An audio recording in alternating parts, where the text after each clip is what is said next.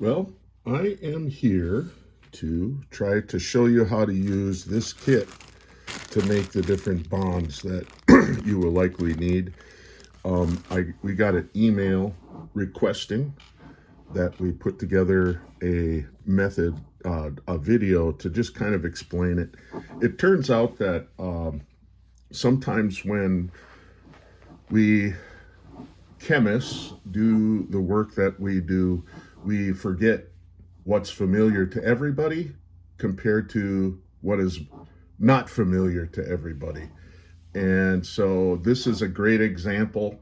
I've used these kits so many times that to me it just feels like it's normal everyday stuff that everyone would know. But if you've never used one before, you may not be clued in. So for that reason, I want to encourage you whenever you run into some kind of a thing like that where you don't feel like you have enough experience or know-how to do a certain technique, if I haven't already demonstrated it, send out an email to me as soon as you can. Now, this was kind of a last minute thing I just got this morning, and luckily I have the time, so I'm going to make the video. In the future, obviously, the more lead time you give me, the better.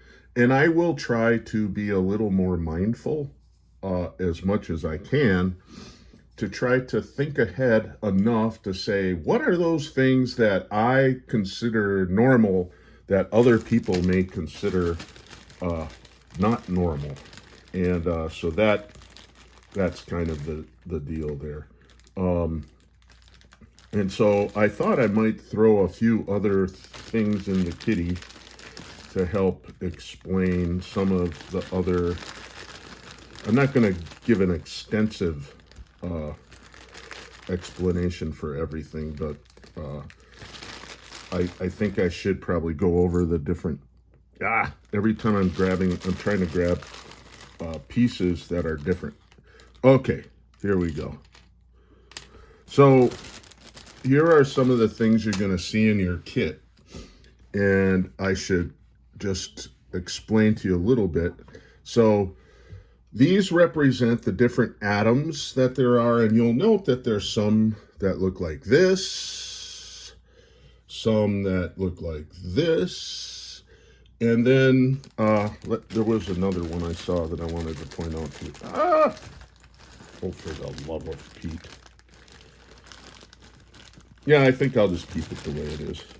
This is fine. And then there's some that are tetrahedral. Oh, there was another one. And there may have been some that, yeah, here we go. Here's another version. And so you'll see that there's ones with different geometries already there. And you may have to use these to really illustrate the appropriate geometries that are present. Oh, here's one. No, this will work. Okay. Sorry, I keep talking to myself. I'm kind of doing this off the cuff, you know. You'll see different colors too. And so I want to point out a few things about the colors you'll see. And the colors can have meaning. You're not stuck with those meanings, but they can have those meanings. I'll throw that one in there too. So you're going to see there are some that have 4 places for which you can make a bond. And there's a few of those ones, you know, the ones that can violate the octet rule, like that could be phosphorus, that could be sulfur, it could be some other ones. In my Chem 111 lecture that I'm teaching, I usually tell my students, I personally will focus on sulfur and phosphorus as the ones that, and boron, that can violate the octet rule.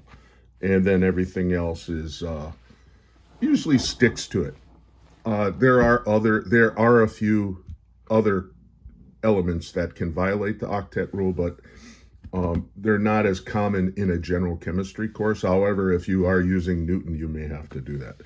Okay, so you got these different bonds depending on, to help you with the different geometries. This would be one you might use for a trigonal planar geometry.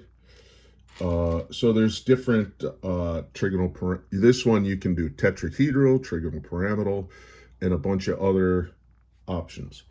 These here, sometimes they're used to represent lone pairs of electrons, so that may be something called on. So this would be if you don't have a bond, but you have a lone pair. So here's how this all works. The white things make the bonds. So let's say typical colors. Black typically is carbon. Reds quite often are actually the reds themselves turn out to be oxygens usually. This could be chlorine. Yellow version of that could be also like when there's a yellow one like this, that might be fluorine, something like that. But you can make it anything you want it to be, but there are some traditional colors. Usually white is the hydrogens when they're present. Okay. So a couple of ways you can use this. So first of all, let's make a single bond between between a carbon. And so all you do is push that on and another carbon. So here's your single bond. Okay. And so that gives you a carbon-carbon single bond. If you need to draw a double bond, make one, you actually just take up the same tetrahedral and you just bend it. That's the typical way. And what's neat about that is, let's say you're comparing what can happen with a single bond compared to a double bond. Single bonds, there's rotation around the single bond. That's a thing that can actually happen. But once you throw in the double bond, whoops, didn't grab the bond.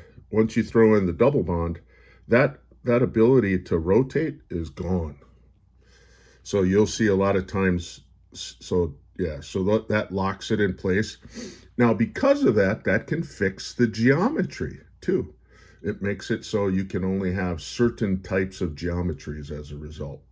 Okay, a triple bond is the other option you can have, and that is just a matter. That's why these things are bendy. So there's your triple bond.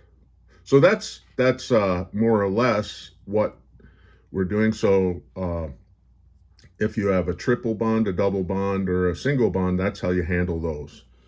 I believe that's really all I know to say right now. You have an idea of how to use these and how to form your bonds.